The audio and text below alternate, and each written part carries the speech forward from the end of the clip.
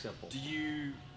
Are you selective about who you put on here then, because you know some people won't work, and then a very motivated person will potentially take themselves further than they could on another piece maybe? Yes, there's certain people that, you know, it takes everything you can as a trainer to get as much out of them on a very normal hammer strength machine. I love hammer strength machines because I always said if I owned a commercial gym like with members that weren't supervised, you get on it, you push it, you pull it, it's got big rubber stoppers, not much pre-stretch in most of them, can't really hurt yourself too much, you can bang them around and people can work. Now, don't get me wrong, you can be done effectively, and I have some hammer in here that I like, but something like this, you need someone with the right mentality, and it's so easy to just dial that intensity back when it's realistically completely left up to you. But if you get someone with that right mentality, I mean, they can just get almost unbelievable tension and intensity out of the exercise.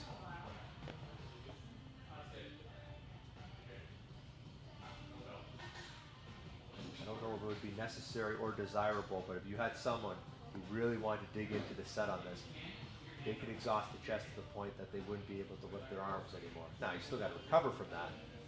Have you ever played pushing yourself that far?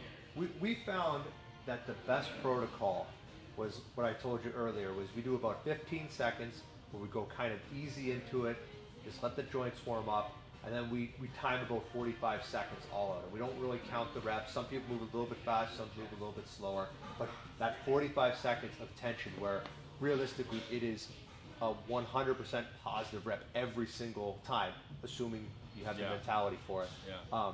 That seems to be a real nice sweet spot for most people. They get off and they feel absolutely whipped, but we don't necessarily go beyond that. Yeah.